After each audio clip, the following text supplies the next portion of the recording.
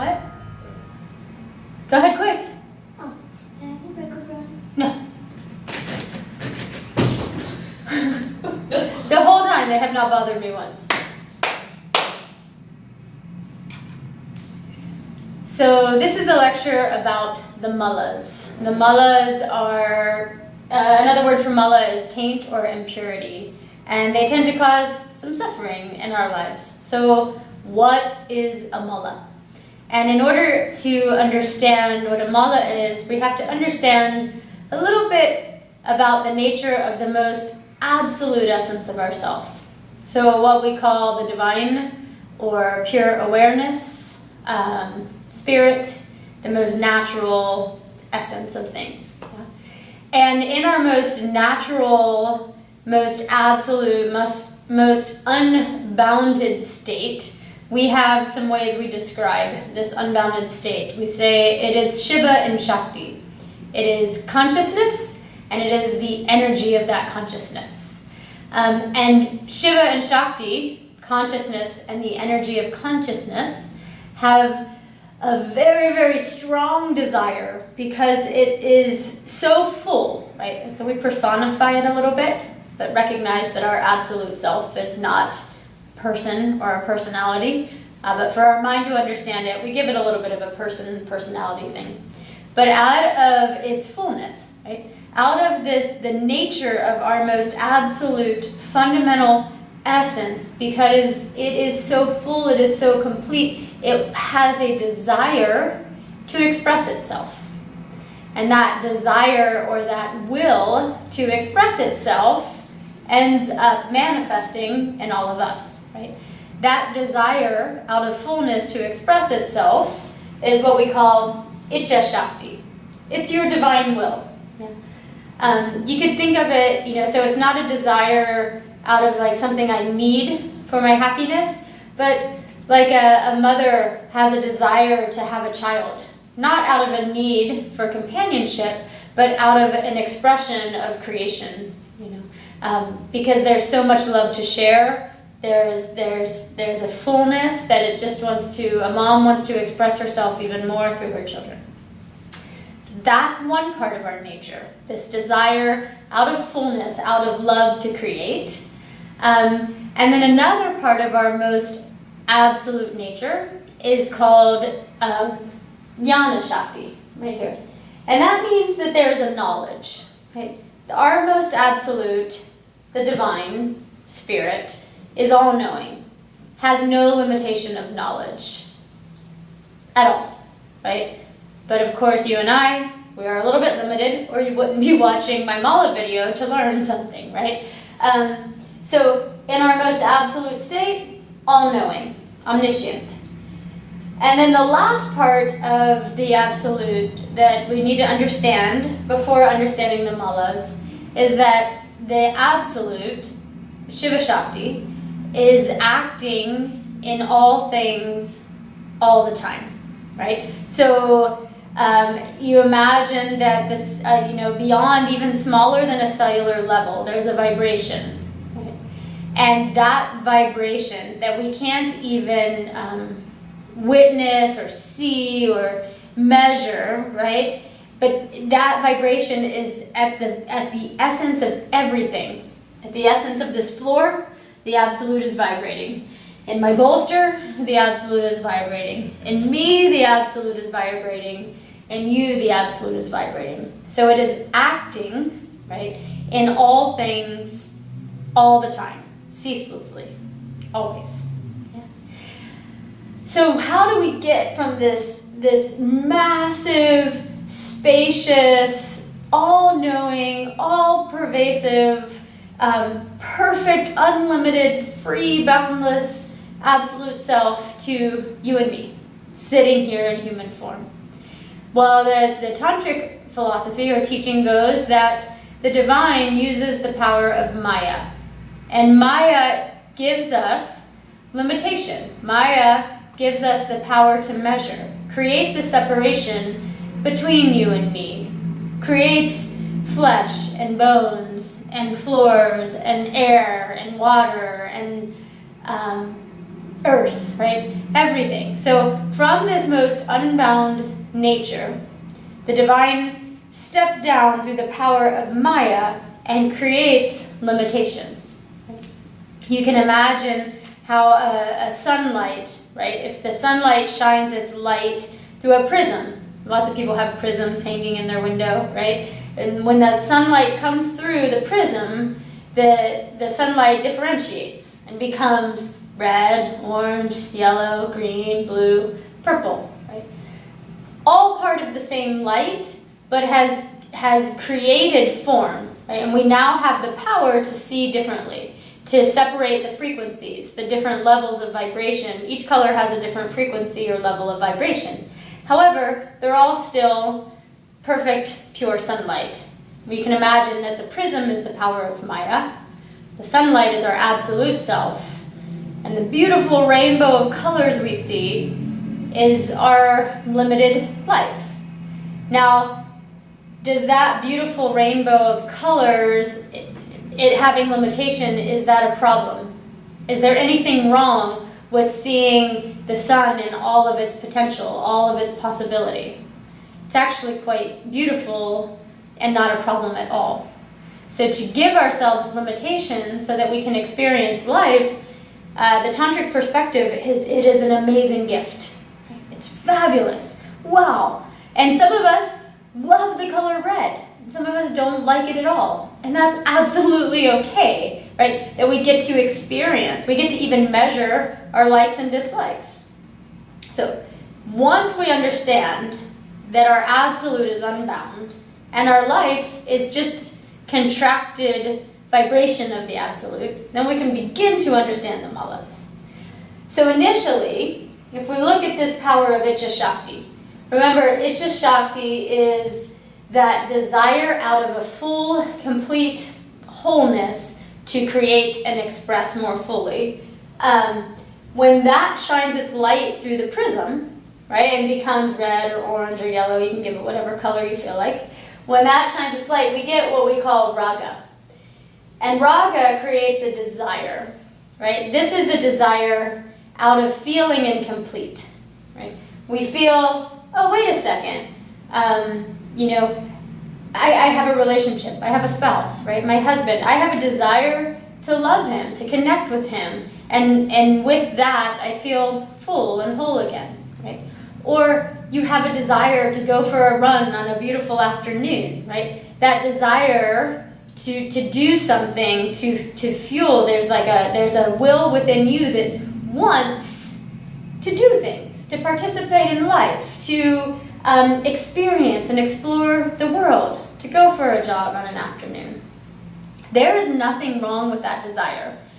It doesn't necessarily come from that complete fullness, but that desire gets you off of the couch in the morning.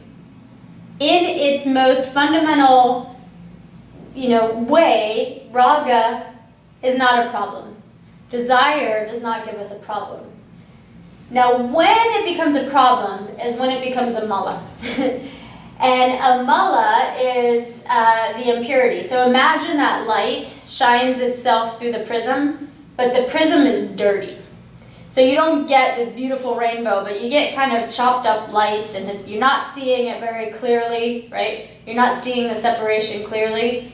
And so it becomes this impure way of seeing your desire, right? So Anubhamala says, wait a second, I forget that really my essential nature is that pure light. I'm totally separate from you, and I have forgotten my true nature. See, raga, desire in itself, doesn't forget its true nature. But when it becomes the mala, when Anubhamala veils your Icha Shakti, you forget that you are that light. You forget that your essential nature is Shiva Shakti Ichayana Kriya. And so then all of a sudden you have this feeling of lack. You're not whole and complete. You have a feeling of unworthiness, right? You're not enough. But we know on some level that we are, that we couldn't be anything but enough. You're nothing but whole and divine, complete, perfect essence of this absolute awareness. But we forget, we don't see clearly. And we get sad or depressed, right? And so this desire becomes a problem, this anubhamala becomes a problem because we're seeking so desperately in our external world something to make ourselves feel whole and complete again. So the practice of yoga really, essentially, is cleaning the dust, the dirt off the prism, right? Is cleaning up so that you can see again clearly your essential nature. As soon as you see clearly, then all of a sudden, desire is actually fun. I have desire for a really good piece of dark chocolate. And when I get that chocolate, it tastes wonderful, and I'm so excited that we can have such a thing as dark chocolate. However, if I think that I need dark chocolate to be happy, to be complete, to be whole, then I have a problem, right? So I have to clean that and recognize that, you know what, I really need nothing outside of myself to be happy, to be joyful. So the malas are dirt on the prism. Yeah. So let's look at the mala that veils Jnana Shakti. This one's big. The mala that veils Jnana Shakti is called Maya mala. So we said that in our most absolute realm, right, the most fundamental nature of ourselves, we know everything. The divine part of ourselves knows everything. But in order to be embodied, just the nature of embodiment means that you couldn't know everything, right? And it's quite a beautiful thing. Like, how exciting that we have the potential to learn something because we don't know everything. How great is the library? Or Google, my kid's favorite thing to say. Google it, right? Find out. It's exciting. We don't need to know everything. And that limitation is called vidya, right? So from absolute awareness, knowledge, perfect knowledge, we get limited knowledge. No problem in having a limited amount of knowledge. None whatsoever. However, let me say one more thing about knowledge. Because the thing is, the tantric teaching is, we will always have everything we need to know for the specific moment in time, right? When we are aligned with our absolute essential nature, it doesn't mean all of a sudden all things are revealed to you and you know all of Einstein's theories and you know all about quantum physics. It doesn't say that. It just says that you will know exactly what you need to for the given circumstance, okay? But when this gets dirty, right, it becomes what we call Maya mala. And now, I think I know one thing, and you think you know something different, right? Like, so say we have a spiritual belief system, and I believe it to be one way, and you believe it to be another way. Now, I am threatened by your differing viewpoint, your different understanding or awareness of the way things work. So now I get mad, and now we have conflict. Now I don't like you anymore, right? We could even make it even simpler, right? Like, I really wanted to hang blue curtains, and you really wanted to hang green curtains. And we cannot come to an agreement, so all of a sudden we have this conflict, and we get mad at each other, and it blows up, and now we don't even like each other anymore. I don't know, something like that. But these different points of view, these different perspectives based on our limited knowledge creates conflict. And when it gets really intense, if you're very passionate about something, and that different understanding of the way the world works can create hatred. And the saying goes that Maya mala is the cause of war. Right? You can see that. All wars are over a different point of view, differing point of view, different understanding. I don't like yours. Your perspective challenges mine, threatens mine. I get concerned, we go to war.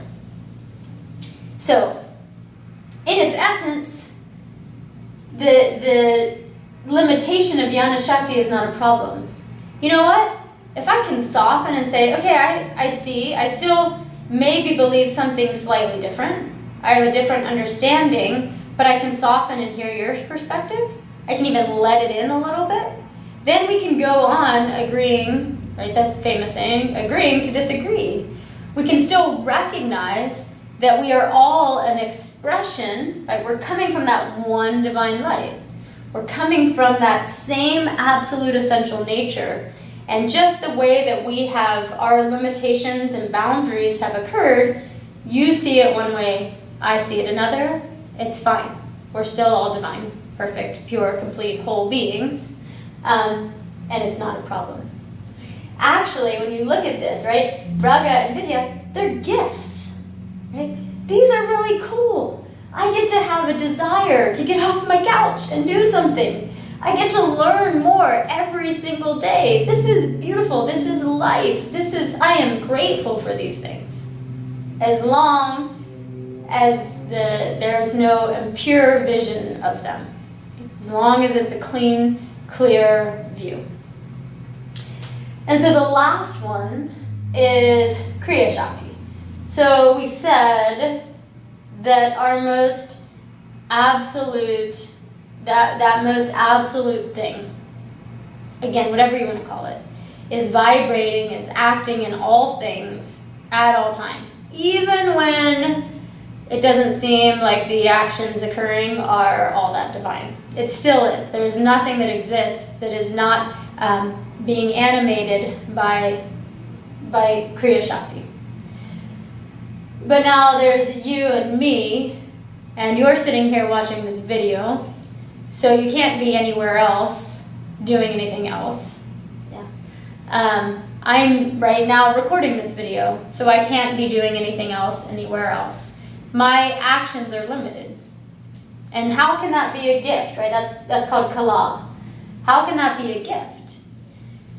Maybe because life is a gift, when I recognize I can't be all things, do all things at once, I can get really present with where I am. I can put my whole self, my whole heart into my actions and enjoy them as a gift. Yeah. However, when that is not seen clearly, right? When there's dirt on the prism and those lights are not shining through clearly, it's a little bit funky, right? Then I start to get anxious because, but right now I need to be doing something different, right?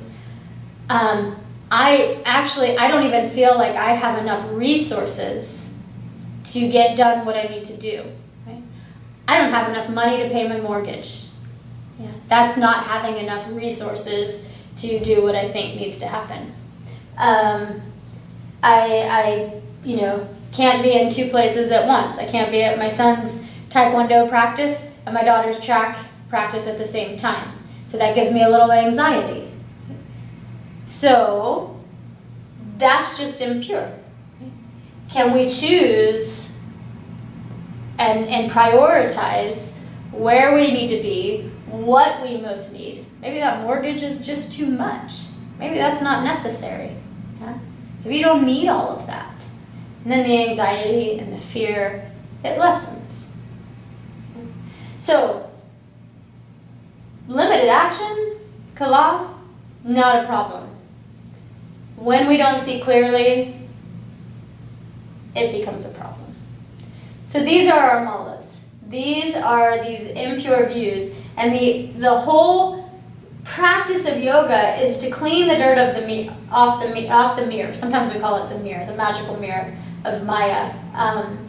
But to clean the dirt off the prism for today's purposes and see clearly. And then we can even recognize our limitations, right, are a gift.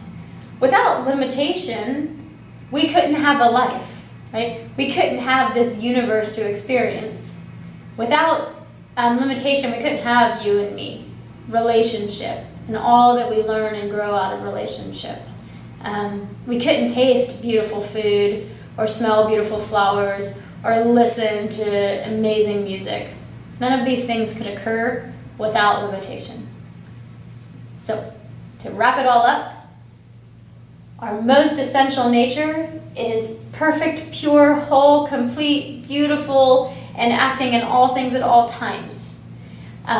As long as we stay connected to that, we remain in the practice of recognizing that, we'll find our limitations actually as gifts, as beautiful, and celebrate them. And so one more thought about the malas, just to recognize, is that these naturally arise in all of us, right? It's part of the human experience. It's part of human nature. So you're not a bad person if you're feeling sad or even going through a bout of depression, right? You're not a bad person if you're angry or having a really hard time with someone else's perspective, point of view. You're not a bad person if you're afraid or anxious. So these are occurring in all of us, all the time, in some form or another. You might even take some time to journal, like, man, I recognize that. That's what's happening right now. It's just anavamala, right? This is, though, why it is so in practice. This is why it's so important for our practice. Through meditation, through pranayama, through asana, through community, through discussion and conversation with other people on your spiritual path, we help to keep the malas at bay. Yeah? We help to recognize them, and even maybe on some level can find a joy in them, like, haha, karma mala again. So enjoy, don't beat yourself up, understand the nature of yourself, and it actually becomes fun. I hope that all makes sense. You can watch it again and again. There is a PDF that you can refer to with all of the information and probably a little bit more detailed way than this. And always write in if you have questions. Namaste.